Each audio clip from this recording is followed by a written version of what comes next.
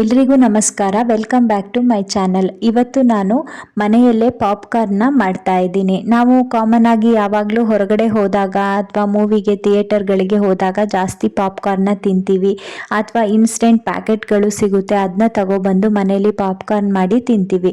ಆದರೆ ಈ ಥರ ಮನೆಯಲ್ಲಿ ಫ್ರೆಶ್ ಆಗಿ ಮಾಡಿಕೊಂಡು ತಿಂದರೆ ತುಂಬಾ ಚೆನ್ನಾಗಿರುತ್ತೆ. ಸೇಮ್ ಅದೇ ಥರ ಟೇಸ್ಟ್ ಕೂಡ ಬರುತ್ತೆ. ಅದಕ್ಕೋಸ್ಕರ ನಾನು ಇವತ್ತು ನಿಮ್ಮ ಮುಂದೆ ಈ ವಿಡಿಯೋನ ತೋರಿಸ್ತಾ ಇದ್ದೀನಿ. ನೋಡಿ, ಇದರಲ್ಲಿ ನಾನು 1 ಕಪ್ ಆಗಷ್ಟು ಜೋಳನ ತಗೊಂಡಿದ್ದೀನಿ. ಇದರಿಂದ ಎಷ್ಟೊಂದು ಪಾಪ್ಕಾರ್ನ್ ಆಗುತ್ತೆ ಅಂತ ಹೇಳಿ ನೀವೇ ನೋಡ್ಬೋದು. ಈ ಮಾಲ್ಗಳಲ್ಲೆಲ್ಲ ಅಂದರೆ small, big, medium size packet ಇರುತ್ತೆ, ಅದಕ್ಕೆ 300-400 ಪೇ ಮಾಡಿ ನಾವು ತಿಂತೀವಿ. ಆದರೆ ಮನೇಲಿ ನೋಡಿ, ಇಷ್ಟು ಕಾಳುಗಳಿಂದ ಎಷ್ಟೊಂದು ಪಾಪ್ಕಾರ್ನ್ ಆಗುತ್ತೆ ಅಂತ ಹೇಳಿಬಿಟ್ಟು ನಾನು ಈ ಥರ ದಪ್ಪ ತಳ ಇರೋದು ಒಂದು ಪಾತ್ರೆನ ತಗೊಂಡಿದ್ದೀನಿ. ಮತ್ತು ಅದಕ್ಕೆ ಕ್ಲೋಸ್ ಮಾಡೋಕ್ಕೆ ಟೈಟಾಗಿ ಕ್ಲೋಸ್ ಆಗುವಂಥ ಒಂದು ಮುಚ್ಚಳ ಇರುವಂಥ ಪಾತ್ರೆ ಬೇಕು. ಕುಕ್ಕರ್ ಆದ್ರೂ ಯೂಸ್ ಮಾಡ್ಬೋದು, ವಿಶಲ್ ತೆಗೆದ್ಬಿಟ್ಟು ಹಾಕಬೇಕು ಕುಕ್ಕರಲ್ಲಾದರೆ. ಈ ಪಾತ್ರೆಗೆ ನಾನಿವಾಗ ತುಪ್ಪನ ಹಾಕಿ ಪಾಪ್ಕಾರ್ನ್ನ ಮಾಡ್ತಾ ಇದ್ದೀನಿ. ತುಪ್ಪ ಇಲ್ಲ ಅಂತ ಹೇಳಿದ್ರೆ ನೀವು ಎಣ್ಣೆ, ಕೊಬ್ಬರಿ ಎಣ್ಣೆ, ಬೆಣ್ಣೆ ಆ ಥರ ಏನಾದರೂ ಹಾಕ್ಕೊಳ್ಬೋದು. ತುಪ್ಪ ಹಾಕಿದ್ರೆ ಟೇಸ್ಟ್ ತುಂಬ ಚೆನ್ನಾಗಿರುತ್ತೆ ಅಂತ ಹೇಳಿಬಿಟ್ಟು ತುಪ್ಪ ಹಾಕ್ಕೊಳ್ತಾ ಇದ್ದೀನಿ. ಇದು ನಾನೇ ನೆನ್ನೆ ಕಾಸಿರುವಂಥ ತುಪ್ಪ. ಹಿಂದಿನ ವಿಡಿಯೋ ಕೂಡ ನೀವು ನೋಡ್ಬೋದು, ಅದರಲ್ಲಿ ಶೇರ್ ಮಾಡಿದ್ದೀನಿ ತುಪ್ಪ ಕಾಯಿಸೋ ಟ್ರಿಕ್ಸ್ ಅಂತ ಹೇಳಿಬಿಟ್ಟು. ಈ ಥರ ಒಂದು 3 ಟೇಬಲ್ ಸ್ಪೂನು ತುಪ್ಪ ಹಾಕ್ಕೊಂಡಿದ್ದೀನಿ. ಆಮೇಲೆ ಇದಕ್ಕೆ ನಾನು ಸ್ವಲ್ಪ ಉಪ್ಪು, ಅರಿಶಿನ ಪುಡಿ ಮತ್ತು ಖಾರದ ಪುಡಿನ ಆ್ಯಡ್ ಮಾಡ್ಕೊಳ್ತೀನಿ. ಇದನ್ನೆಲ್ಲ ಹಾಕ್ಕೊಂಡು ಒಂದ್ಸರಿ ಚೆನ್ನಾಗಿ ಮಿಕ್ಸ್ ಮಾಡ್ಕೊಳ್ಳಿ ತುಪ್ಪದ ಜೊತೆಗೆ. ಆಮೇಲೆ ಜೋಳದ ಕಾಳುಗಳನ್ನ ಇದಕ್ಕೆ ಆ್ಯಡ್ ಮಾಡಿಬಿಟ್ಟು ಅದನ್ನು ಕೂಡ ನೀಟಾಗಿ ಮಿಕ್ಸ್ ಮಾಡ್ಕೊಳ್ಬೇಕು. ಅದು ಸರಿಯಾಗಿ ಎಲ್ಲದಕ್ಕೂ ಹಿಡ್ದಿಲ್ಲ ಅಂತ ಹೇಳಿದ್ರೆ ಒಂದೊಂದು ಕಾಳುಗಳು ಸಪ್ಪೆ ಅಂತ ಅನಿಸುತ್ತೆ, ಇಲ್ಲ ಹಾಗೆ ತಳದಲ್ಲಿ ಕಾಳುಗಳು ಉಳ್ಕೊಳ್ಳುತ್ತೆ. ಈ ಥರ ನಾವು ಎಲ್ಲದನ್ನೂ ನೀಟಾಗಿ ಎಲ್ಲ ಕಾಳುಗಳಿಗೂ ಉಪ್ಪು ಖಾರದ ಪುಡಿ ಹಿಡಿಯೋ ಥರ ಮಿಕ್ಸ್ ಮಾಡಿದ್ರೆ ಎಲ್ಲದೂ ಕೂಡ ಒಂದು ಟೇಸ್ಟ್ ಇರುತ್ತೆ, ಉಪ್ಪು ಖಾರ ಚೆನ್ನಾಗಿ ಹಿಡ್ಕೊಂಡು ಬರುತ್ತೆ. ಅದಕ್ಕೆ ಅನ್ನೋದಕ್ಕೋಸ್ಕರ ಈ ಥರ ನೀಟಲ್ಲಿ ಮಿಕ್ಸ್ ಮಾಡ್ಕೊಬೇಕು. ನೀವು ತುಪ್ಪ ಬೇಕಿದ್ದರೆ ಇನ್ನೂ ಸ್ವಲ್ಪ ಜಾಸ್ತಿ ಹಾಕ್ಕೊಬೋದು. ತುಪ್ಪ ಹಾಕೋದ್ರಿಂದ ಹೆಲ್ತಿಗೂ ಒಳ್ಳೇದಲ್ವ, ಅದಕ್ಕೋಸ್ಕರ ಹೇಳ್ತಾ ಇದ್ದೀನಿ. ಎಣ್ಣೆ ಯೂಸ್ ಮಾಡೋದ್ಕಿಂತ ಬಟರ್ ಅಥವಾ ತುಪ್ಪನೇ ಯೂಸ್ ಮಾಡಿ, ಫ್ಲೇವರ್ ಚೆನ್ನಾಗಿರುತ್ತೆ. ನಾನು ಅರಿಶಿನ ಪುಡಿನ ಇವಾಗ ಆ್ಯಡ್ ಮಾಡ್ಕೊತಾ ಇದ್ದೀನಿ ಲಾಸ್ಟಿಗೆ.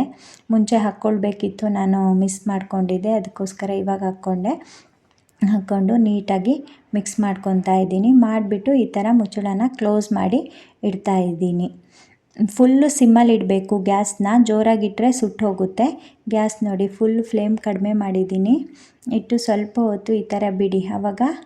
ಆಮೇಲೆ ನಿಧಾನಕ್ಕೆ ಒಂದ್ಸರಿ ಈ ಥರ ತಿರುವಿ ನಾವು ಮಿಕ್ಸ್ ಮಾಡಬೇಕು. ಓಪನ್ ಮಾಡೋಕ್ಕೆ ಹೋದರೆ ಅದು ಮುಖಕ್ಕೆ ಹಿಂಗೆ ಸಿಡಿಯುತ್ತೆ, ಒಂದೊಂದು ಹಾರ್ತಾ ಇರುತ್ತಲ್ವ, ಅದಕ್ಕೋಸ್ಕರ ಈ ಥರ ಕೈಯಲ್ಲಿ ತಿರ್ಗಿಸ್ಕೊಬೇಕು ಅವಾಗವಾಗ. ಇಲ್ಲ ಅಂತ ಹೇಳಿದ್ರೆ ಅಲ್ಲೇ ತಳ ಹಿಡಿಯೋದಂಗೆ ಆಗುತ್ತೆ, ಸುಟ್ಟೋಗ್ತಾ.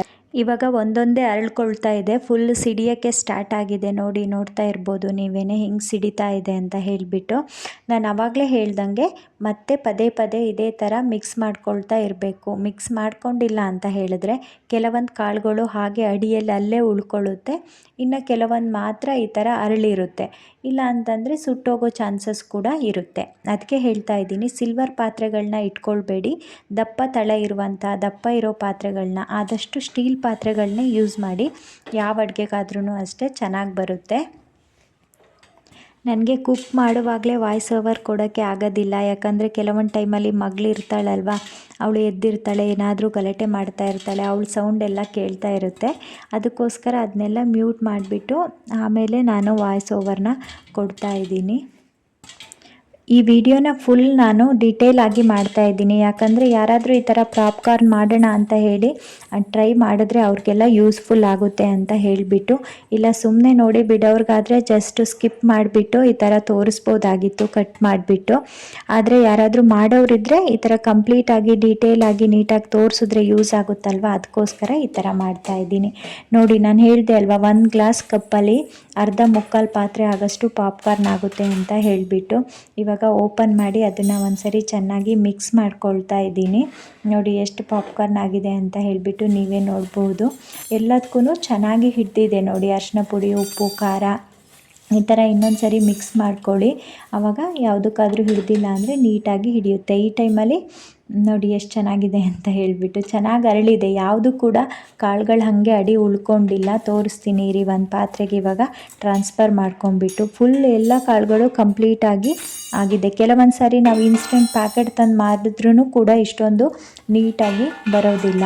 ನೋಡಿ ಎಷ್ಟು ಚೆನ್ನಾಗಿ ಬಂದಿದೆ ಅಂತ ಹೇಳಿಬಿಟ್ಟು.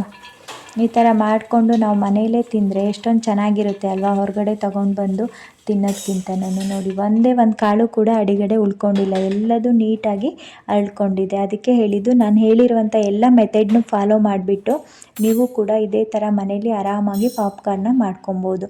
ಮಕ್ಕಳಿಗೂ ಕೂಡ ಇಷ್ಟ ಆಗುತ್ತೆ ಅಲ್ವಾ, ಅವರು ಕೂಡ ಎಂಜಾಯ್ ಮಾಡಿ ತಿಂತಾರೆ. ನೋಡಿ ನನ್ನ ಮಗನೂ ಸ್ಕೂಲಿಂದ ಬಂದಿದ್ದ, ಅಷ್ಟೊತ್ತಿಗೆ ನಾನು, ಮಗಳು, ಹಸ್ಬೆಂಡು ಬಂದಿದ್ದರು ಡ್ಯೂಟಿಯಿಂದ. ಎಲ್ಲರೂ ಕೂತ್ಕೊಂಡು ಮೂವಿ ನೋಡ್ತಾ ಪಾಪ್ಕಾರ್ನ್ ತಿಂತಾ ಇದ್ದೀವಿ. ಇವತ್ತಿನ ವೀಡಿಯೋ ಕಂಪ್ಲೀಟಾಗಿ ನನ್ನ ಮಗನಿಗೋಸ್ಕರನೇ ಮಾಡಿರೋದು. ಯಾಕಂದರೆ ಅವನು ಹೇಳಿ ಹೋಗಿದ್ದ, ಅಮ್ಮ ಗೋರಿಲ್ಲ ಪಿಕ್ಚರ್ ನೋಡೋಣ ಇವತ್ತು, ಪಾಪ್ಕಾರ್ನ್ ಮಾಡಿಟ್ಟಿರು ಅಂತ ಹೇಳಿಬಿಟ್ಟು. ಇವತ್ತು ಮಳೆ ಎಲ್ಲ ಇದ್ದಿದ್ದರಿಂದ ಹೊರಗಡೆನೂ ಹೋಗಿ ಅವನಿಗೆ ಆಟ ಆಡೋಕ್ಕಾಗಿರಲಿಲ್ಲ ಅಲ್ವಾ, ಅದಕ್ಕೋಸ್ಕರ ಒಳ್ಳೆಯದಾಯಿತು ಅಂತ ಹೇಳಿಬಿಟ್ಟು ನಾನು ಈ ಥರ ಪಾಪ್ಕಾರ್ನ್ನ ಮಾಡಿಕೊಂಡೆ. ಒಳಗಡೆನೇ ಕೂತ್ಕೊಂಡು ಎಲ್ಲರೂ ತಿಂತ ಮೂವಿ ನೋಡಿದ್ವಿ. ಚೆನ್ನಾಗಿ ಟೈಮ್ ಕೂಡ ಪಾಸ್ ಆಯಿತು. ಇದನ್ನೊಂದು ಟೈಮ್ ಪಾಸ್ ರೆಸಿಪಿ ಅಂತಲೇ ಹೇಳ್ಬೋದು. ಎಲ್ಲರೂ ಕೂತ್ಕೊಂಡು ಚೆನ್ನಾಗಿ ತಿಂದು ಎಂಜಾಯ್ ಮಾಡಿದ್ವಿ. ನಿಮಗೆಲ್ರಿಗೂ ಈ ವಿಡಿಯೋ ಇಷ್ಟ ಆದರೆ ಪ್ಲೀಸ್ ಲೈಕ್ ಮಾಡಿ, ಕಮೆಂಟ್ ಮಾಡಿ, ಹಾಗೆ ನಿಮ್ಮ ಫ್ಯಾಮಿಲಿ ಮತ್ತು ಫ್ರೆಂಡ್ಸ್ ಜೊತೆನೂ ಶೇರ್ ಮಾಡ್ಕೊಳ್ಳಿ. ನನ್ನ ಚಾನಲ್ಗೆ ಇನ್ನೂ ಯಾರಾದರೂ ಸಬ್ಸ್ಕ್ರೈಬ್ ಆಗಿಲ್ಲ ಅಂತ ಹೇಳಿದ್ರೆ ಪ್ಲೀಸ್ ಸಬ್ಸ್ಕ್ರೈಬ್ ಮಾಡ್ಕೊಳ್ಳಿ. Thank you. Bye bye.